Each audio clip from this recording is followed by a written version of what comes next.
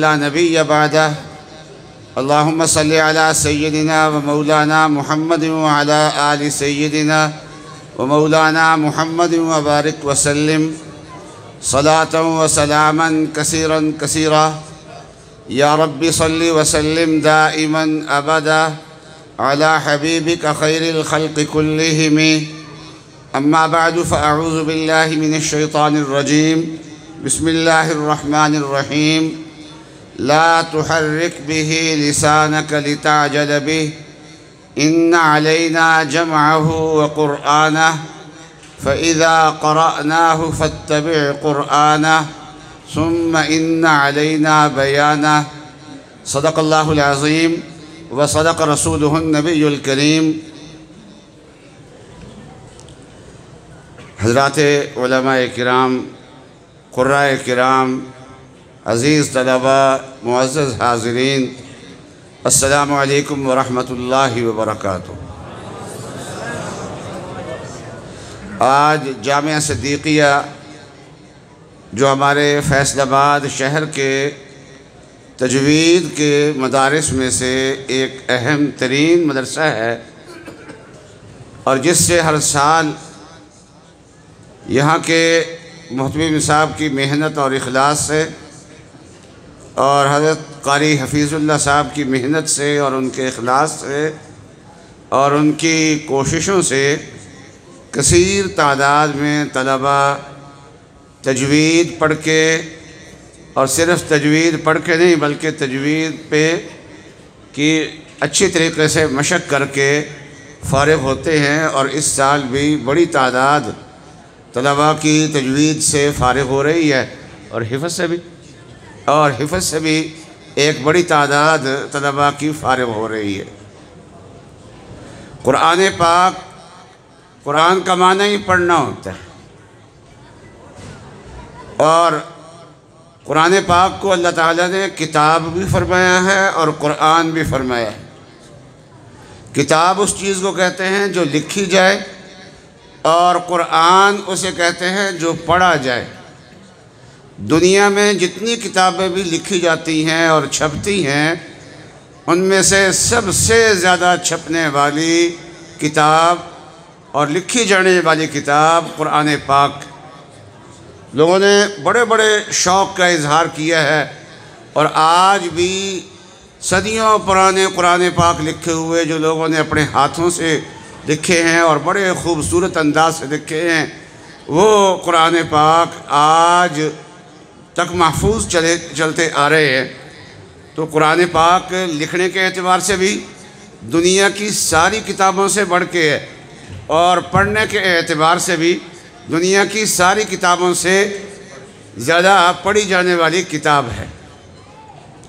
اب آپ امریکہ چلے جائیں جہاں اکثریت عیسائیوں کی ہے، لیکن پڑھا سب سے زیادہ مذہبی کتابوں میں سے سب سے زیادہ جو کتاب پڑھی جاتی ہے وہ قرآن پاک ہے امریکہ کے اندر.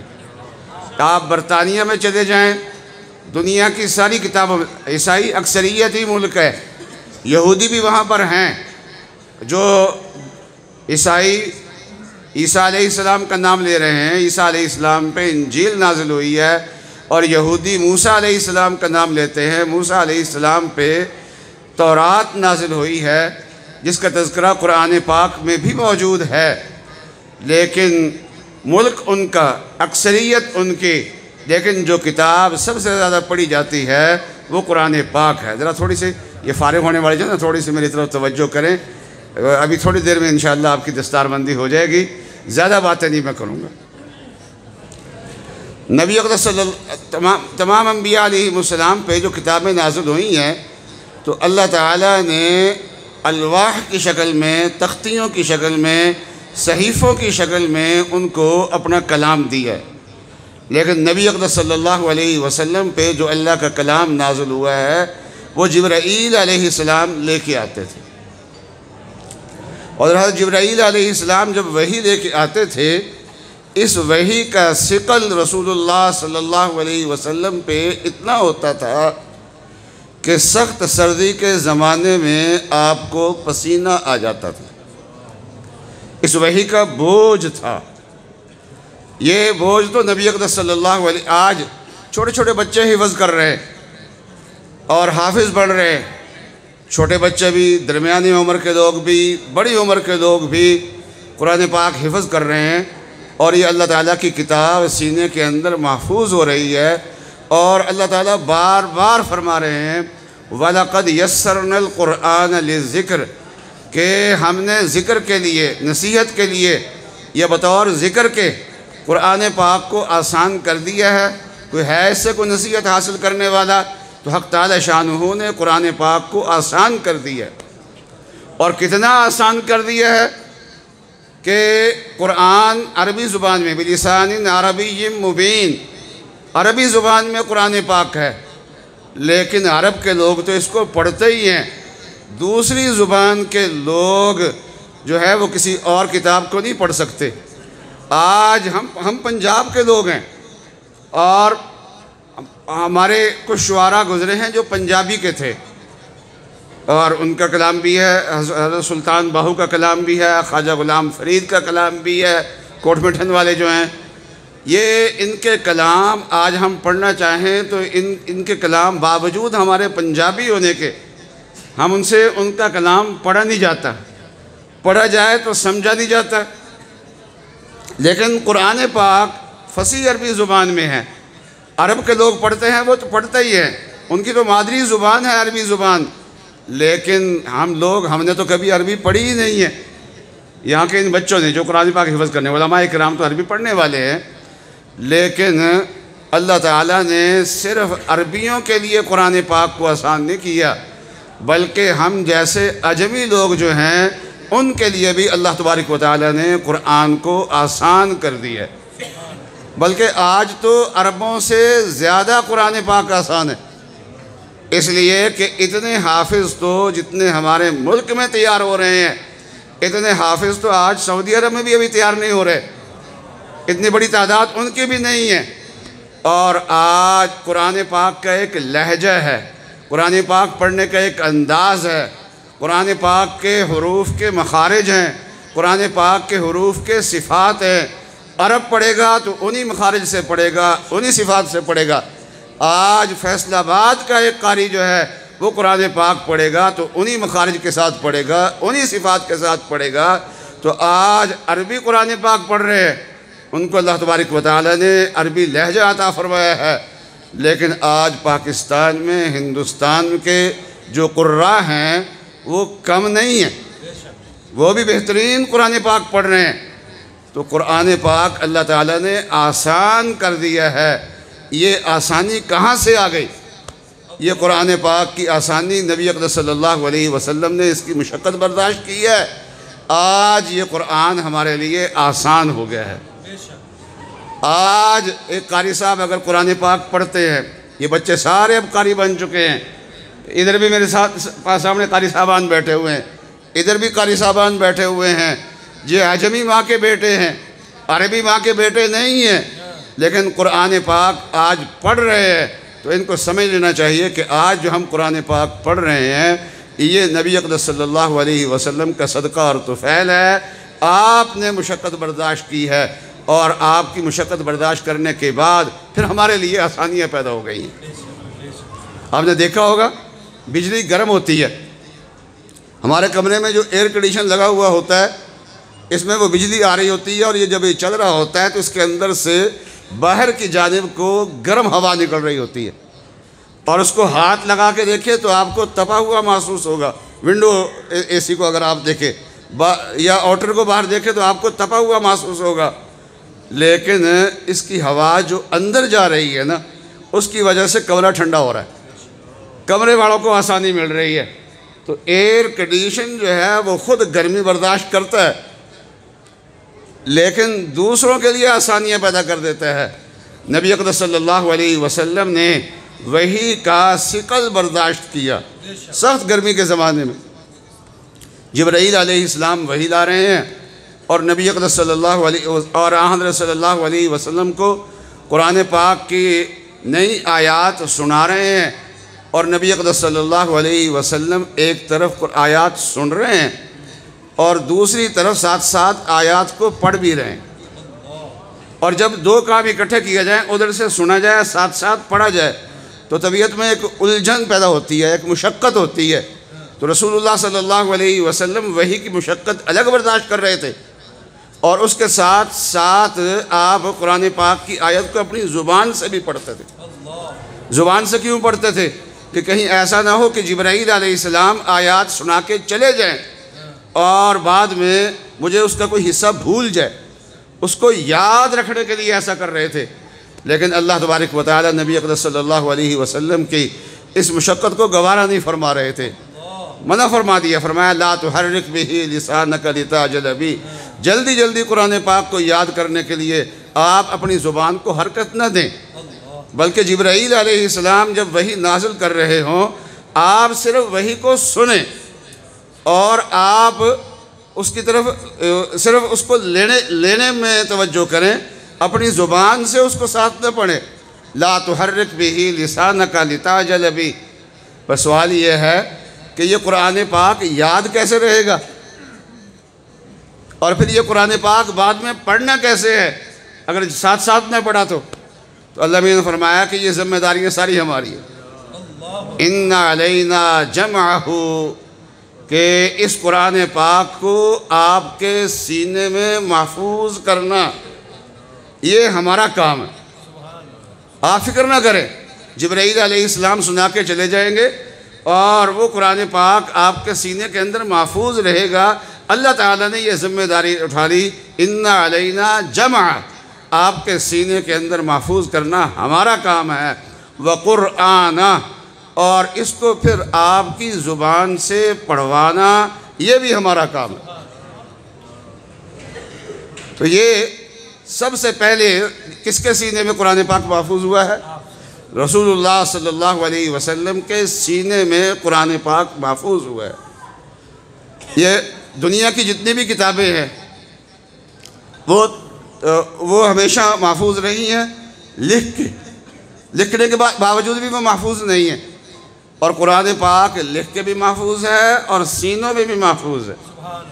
میرے یہ آیت سنانے کا مقصد یہ ہے کہ ہمیں حفاظ کرام، تجوید کی مشق کرنے والے حضرات، ان کو اللہ تعالیٰ کی اس نعمت کا شکر ادا کرنا چاہیے کہ آج ہمارے سینے میں اگر قرآن پاک محفوظ ہو گیا ہے تو یہ سینہ نبی اقدس صلی اللہ علیہ وسلم کے سینے کا وارث بن گیا ہے۔ پہلے اس قرآن پاک کو محفوظ کرنے والا نبی اقدس صلی اللہ علیہ وسلم کا سینہ تھا۔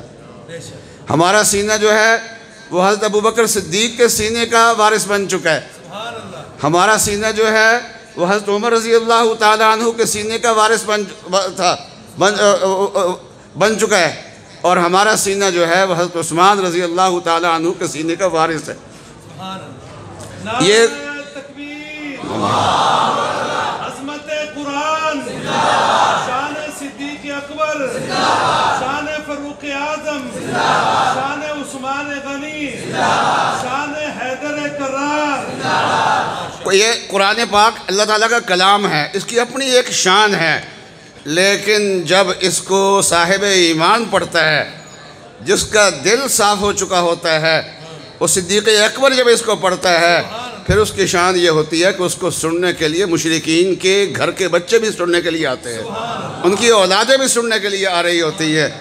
ایک تو ہجرت کی تھی نا حضرت ابوبکر صدیق رضی اللہ تعالیٰ عنہ نے حضرت صلی اللہ علیہ وسلم کے ساتھ، آپ کے ساتھ غار میں آپ کے ساتھ رہے تھے، سفر میں آپ کے ساتھ رہے تھے، سارے کے سارے سفر میں، لیکن اس سے پہلے بھی بہت پہلے حضرت ابوبکر صدیق رضی اللہ تعالیٰ عنہ نے ہجرت کی تھی حضرت صلی اللہ علیہ وسلم کی اجازت سے۔ ہجرت کر کے آپ مکے سے نکلے ہیں، جا رہے تھے تو علاقے کا ایک بڑا سردار تھا، ابن الدغنہ اس کا نام تھا، تو اس نے ابوبکر صدیق کو دیکھا اور پوچھا کہ اے ابوبکر کدھر؟ انہوں نے کہا جی اہل مکہ مجھے ٹکنے نہیں دیتے، سکون سے رہنے نہیں دیتے، میں تنگ آ چکا ہوں اس لیے جا رہا ہوں۔ اس نے کہا جس شہر سے آپ جیسا معزز آدمی چلا جائے نا تو یہ اس شہر والوں کے لیے کوئی شرف کی بات نہیں ہے، بڑی بے غیرتی کی بات ہوگی جس شہر سے آپ نکل کے چل جائے، جو شہر والے آپ کو نکال دیں۔ وہ سردار مسلمان نہیں تھا، لیکن اس زمانے کا کافر بھی حضرت ابوبکر صدیق کی شان کو سمجھتا تھا۔ سبحان اللہ، نعرہ تکبیر، شان مصطفیٰ، شان صدیق اکبر۔ تو حضرت صدیق اکبر کی شان کا بیچ میں تذکرہ آیا نا، تو ایک بات اور سنا دیتا ہوں۔ میں نے یہاں کہا تھا یہ کافر بھی حضرت ابوبکر صدیق کے مقام کو سمجھتا تھا۔ اور اس کے علاوہ غزوہ احد میں شروع میں مسلمانوں کو کچھ پسپائی ہوئی، لیکن بعد میں لوٹ کے آ گئے مسلمان، اور کافروں کو ہی جانا پڑا۔ اور جو میدان میں موجود ہوتا ہے وہ فاتح ہوتا ہے، جو میدان چھوڑ کے جاتا ہے وہ شکست خوردہ ہوتا ہے۔ مکے والے میدان چھوڑ کے گئے تھے، تو دیکھیں نا کافی مسلمان شہید ہو چکے تھے، اور یہ بھی آواز لگ گئی تھی کہ رسول اللہ صلی اللہ علیہ وسلم شہید ہو گئے۔ تو ابو سفیان جو اس وقت کافروں کی سربراہی کر رہے تھے، انہوں نے ایک آواز لگائی اور آواز کی افیکم محمد، یہاں محمد موجود ہیں۔ تو رسول اللہ صلی اللہ علیہ وسلم موجود تھے، ابو بکر موجود تھے، عمر موجود تھے۔ حضرت نے اشارہ کر دیا کہ اس کا جواب نہیں دینا، اشارہ کر دیا جواب نہیں دینا۔ اچھا، اس نے پھر دوسری آواز لگائی، اس نے دوسری آواز کیا لگائی؟ افیکم ابن ابی قحافہ، ابو قحافہ کا بیٹا یہاں موجود ہے۔ حضور نے فرمایا جواب نہیں دینا، جواب نہیں دینا اس کی بات کا۔ اس نے کہا کہ افیکم ابن الخطاب، خطاب کا بیٹا تمہارے اندر موجود ہے۔ حضور نے فرمایا اشارہ کر دیا کہ نہیں اب نہیں جواب دینا۔ تو پھر کہنے لگا، اس نے تبصرہ کیا، تین مرتبہ سوال کیا نا، جواب کوئی نہیں آیا، تو اس نے کہا کہ یہ سب کے سب ختم ہو چکے ہیں، یہ سب کے سب ختم ہوتے، اگر زندہ ہوتے تو جواب دیتے۔ اب یہاں حضرت صلی اللہ علیہ وسلم نے اشارہ نہیں کیا تھا چپ رہنے کا، اس لیے عمر ابن خطاب جو ہے نا وہ جوش میں بول پڑے، اس نے کہا کہ یہ تینوں موجود ہیں جو تجھے رسوا کریں گے۔ نعرہ تکبیر، شان فاروق اعظم۔ تو اس نے پہلا سوال جو کیا تھا نا وہ ہے محمد ہے تم میں؟ اچھا، جب یہ کہ جواب نہیں آیا کوئی، اور آپ کا اشارہ تھا جواب نہیں دینا، آپ چاہتے تھے کہ اس کا اندر سے نکلے بات، کیونکہ اس نے اگلے سوال تو کرنے ہی نہیں تھے نا، اگر کہہ دیتے پہلے شروع میں ہی۔ تو دوسرا سوال اس کا کیا تھا کہ ابو قحافہ کا بیٹا اس کے اندر موجود ہے، اور پھر تیسرا سوال اس کا کیا تھا کہ خطاب کا بیٹا موجود ہے، عمر ابن خطاب تم میں موجود ہے، کیونکہ وہ جانتا تھا، کافر تھا، لیکن جانتا تھا کہ سرکار دو عالم صلی اللہ علیہ وسلم کے بعد اگر کسی کا مقام ہے تو وہ صدیق اکبر کا ہو سکتا ہے۔ آپ کی وفات سے 7-8 سال پہلے وہ جانتا تھا، دور بیٹھا ہوا دشمن بھی جانتا تھا کہ اگر محمد فوت ہو جائے صلی اللہ علیہ وسلم لیکن ابو بکر موجود ہوں، دین محفوظ رہے گا۔ نعرہ تکبیر، شان صدیق اکبر۔ اچھا، وہ یہ جانتا تھا کہ رسول اللہ صلی اللہ علیہ وسلم بھی دنیا سے اگر چلے جائیں، حضرت صدیق اکبر بھی دنیا سے چلے جائیں تو اسلام خطرے میں نہیں ہے، اس لیے کہ اسلام کو سنبھالنے والا پھر عمر ابن خطاب ہوگا۔ اس کو پتہ تھا کہ اسلام کا خاتمہ اسی صورت میں ہو سکتا ہے جبکہ ان تینوں شخصیات کو ہم ختم کر کے جائیں۔ اگر یہ تین شخصیات موجود ہیں تو ہم ناکام جا رہے ہیں، اگر یہ تین شخصیات ختم ہو چکی ہے تو ہم کامیاب جا رہے ہیں یہاں سے۔ وہ یہ جانتا تھا۔ تو بات یہ چل رہی تھی کہ وہ حضرت ابوبکر صدیق کی شان کو ابن الدغنہ جو کافر ہے وہ بھی جانتا تھا، اور واپس لے کے آیا۔ مکے کے سرداروں کو اکٹھا کر کے اس نے کہا کہ وہ سرداروں اور مکے والوں، تمہارے اندر سے ابوبکر صدیق نکل کے جا رہے ہیں، یہ اس شہر کے لیے کوئی عزت کی بات نہیں ہے۔ جس شہر سے تنگ آ کے ابوبکر جیسا شریف انسان، عظیم انسان جو ہے وہ نکل کے چلا جائے۔ سب سرداروں نے کہا جی ہمیں اس سے کوئی اختلاف نہیں ہے، ہمیں ان سے ایک ہی مسئلہ ہے، مسئلہ صرف ایک ہے ان سے۔ انہوں نے کہا کیا؟ انہوں نے کہا کہ یہ حرم میں آ جاتے ہیں رات کے وقت میں اور تہجد کی نیت باندھ کے قرآن پاک پڑھنا شروع کرتے ہیں، ہماری عورتیں، ہمارے بچے، ہمارے جوان وہ اس کا قرآن پاک سننے کے لیے آ جاتے ہیں، اس کا قرآن پاک سن کے وہ خراب ہو رہے ہیں، تو ہم اپنی اولاد کو خراب نہیں کرنا چاہتے۔ اب اندازہ لگائیے کہ اس وقت رات کو اتنی روشنیاں تھوڑا ہوتی تھی، رات کو تو اندھیرا ہوتا تھا، اور پھر صدیق اکبر جو نفلوں میں قرآن پاک پڑھتے تھے وہ تو رات کے آخری حصے میں جا کے پڑھتے تھے، لیکن پڑھتے تھے حرم کے اندر جا کے. اور اس وقت لوگ جو ہے وہ سننے کے لیے، وہ بھی مسلمانوں کے بچے نہیں، کافروں کے بچے، کافروں کی عورتیں، کافروں کے جوان، وہ سننے کے لیے آتے تھے. وہ کہتے تھے یہ سنتے ہیں، آج قرآن پاک سنیں گے، کل کو اس پہ ایمان بھی لے کے آئیں گے.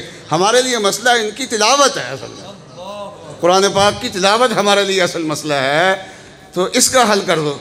ابن الدغدہ نے کہا کہ ابو بکر آپ نے تو ان کے لیے تھوڑا پڑھتے ہیں، آپ اپنے لیے پڑھتے ہیں قرآن پاک، اس لیے آپ تہجد جو ہے نا وہ گھر میں پڑھ لیا کریں، قرآن پاک گھر میں پڑھ لیا کریں. چنانچہ گھر میں پڑھنا شروع کر دیا. پھر ایک عرصہ کے بعد حضرت ابوبکر صدیق جو وہ صحن میں آ گئے. جب صحن میں آئے تو اس کی آواز باہر آنے لگ گئی. جیسے لوگ حرم میں باہر اکٹھے ہوتے تھے اسی طریقے سے لوگ جو ہے وہ یہاں ابوبکر صدیق کے گھر کے ارد گرد اکٹھے ہونے شروع ہو گئے. اور کافر سرداروں نے کہا ابن الدغدہ کو کہ ہمارا مسئلہ پھر وہی دوبارہ کھڑا ہو گیا. ابن الدغدہ نے ابوبکر صدیق سے کہا، حضرت صدیق اکبر نے فرمایا آپ اپنی ذمہ داری واپس لے لیں، آپ اپنی ضمانت. ہاں میں اب حرم چھوڑ کے گھر تو جا سکتا ہوں لیکن قرآن پڑھنا چھوڑ دوں ایسا نہیں کر سکتا. تو سینے میں قرآن محفوظ ہو، زبان سے پڑھا جائے، لوگ اس کی تلاوت سن کے مست ہو جائے، یہ کام حضرت صدیق اکبر کا ہے. حضرت صلی اللہ علیہ وسلم ایک رات صحابہ کے جائزہ لینے کے لیے تشریف لے گئے. تو جائزہ لیا، حضرت ابوبکر صدیق تلاوت فرما رہے تھے، ان کی بھی تلاوت کا جائزہ لیا. حضرت عمر تلاوت کر رہے تھے لیکن ابوبکر صدیق بالکل آہستہ آواز سے تلاوت کر رہے تھے. حضرت عمر رضی اللہ تعالیٰ عنہ وہ بڑی اونچی آواز سے تلاوت کر رہے تھے. صبح کو حضرت نے فرمایا کہ اے ابوبکر کس رات میں نے دیکھا آپ تلاوت بہت آہستہ آواز سے کر رہے تھے، اس کی وجہ کیا ہے؟ فرمایا کہ میں اس ذات کو سنا رہا ہوں جو میری شارگ سے بھی زیادہ قریب ہے، اس لیے میں آواز زیادہ نہیں کر رہا تھا. فرمایا کہ اے عمر آپ زیادہ اونچی آواز سے کیوں تلاوت کر رہے تھے؟ اس نے کہا کہ اوقظ الوسنان، جو سوئے ہوئے ہوں نا ان کو جگا رہا تھا، وَأَطْرُدُ الشَّيْطَان، اور اونچی تلاوت کر کے شیطان کو بھگا رہا تھا. میرے دو مقصد تھے. تو حضرت صلی اللہ علیہ وسلم نے فرمایا اے ابو بکر آپ اپنی آواز کو رات والی آواز سے تھوڑا سا اونچا کر لیں. عمر سے فرمایا کہ اے عمر آپ اپنی آواز کو ذرا نیچے کر لیں. تو یہ جو قرآن پاک پڑھ رہے ہیں، تجوید پڑھنے والے ہیں، یہ تو ابو بکر صدیق کے وارث بن نہیں گئے، بن رہے ہیں. جب قلب بھی صاف ہو جائے گا نا، صداقت آ جائے گی، تو عمر فاروق جیسا قلب ان طرح تو کوئی بھی نہیں بن سکتا، لیکن یہ ہے کہ قلب جیسا ہمارا صاف ہو سکتا ہے ویسا صاف ہو جائے گا تو پھر ہم مکمل وارث بن جائیں گے. ابھی وارث بن رہے ہیں، ابھی وارث بن رہے ہیں، پھر انشاءاللہ ان کے مکمل وارث بن جائیں گے. تو ہمیں احساس سے کمتری کا شکار ہونے کی ضرورت نہیں ہے. لوگ کہتے ہیں جی کیا پڑھ کے آئے ہو؟ آپ جو جواب دیتا ہے تجوید، وہ آگے سے کہتے ہیں وہ کیا چیز ہوتی ہے؟ بھی اگر وہ تعجب کا اظہار کرتے ہیں تو ان کی بے وقوفی ہے، ان کو پتہ نہیں ہے کہ تجوید کیا ہے، ان کو پتہ نہیں ہے کہ قرآن کیا ہے، ان کو پتہ نہیں ہے کہ حفظ قرآن کیا ہے، ان کو پتہ نہیں ہے کہ قاری کیا ہوتا ہے. تو ان کی لا علمی کی وجہ سے ہم شرمندہ کیوں ہوں؟ ہم تو سینے کے اندر اگر قرآن محفوظ ہوا ہے تو یہ سینہ نبی اقدس صلی اللہ علیہ وسلم کے سینے کا وارث بنا ہے، یہ ابو بکر کے سینے کا وارث بنا ہے، یہ حضرت عمر کے سینے کا وارث بنا ہے، یہ حضرت عثمان کے سینے کا وارث بنا ہے. حضرت عثمان رضی اللہ تعالی عنہ یہ وطروں کی ایک رکعت کے اندر پورا قرآن پاک پڑھ لیا کرتے تھے.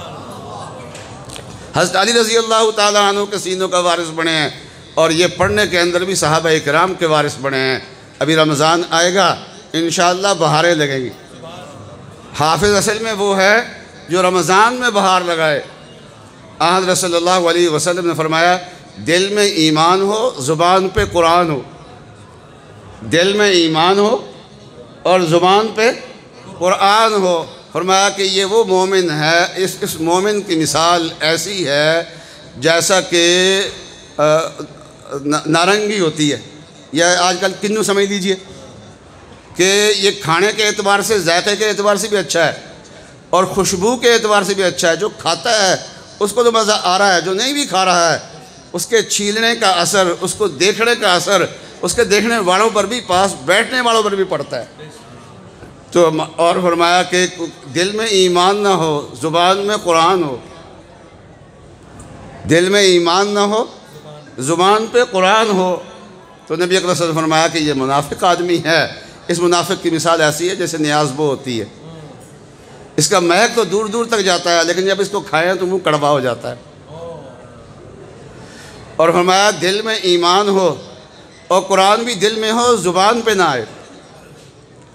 فرمایا کہ ہے تو صاحب ایمان، لیکن یہ کھجور جیسا صاحب ایمان ہے کہ کھجور میٹھی تو ہوتی ہے، جو کھاتا ہے اس کو تو اس کا اثر ہوتا ہے، فائدہ ہوتا ہے، لذت آتی ہے، لیکن دوسرے کو دیکھ کے کوئی اثر نہیں ہوتا اس پہ۔ تو اب ہمیں سوچ لینا چاہیے کہ ہم آن صلی اللہ علیہ وسلم نے یہ حافظوں کو مثالیں دے کے جو سمجھایا ہے، تو ہم کون سی قسم پڑھنی چاہیے؟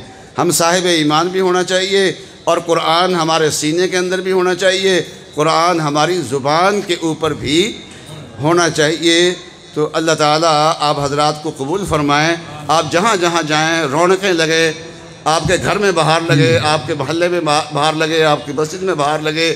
میں اسی دعا کے ساتھ اپنی بات کو ختم کرتا ہوں۔ وآخر دعوانا الحمدللہ رب العالمین۔ جزاک اللہ استاذ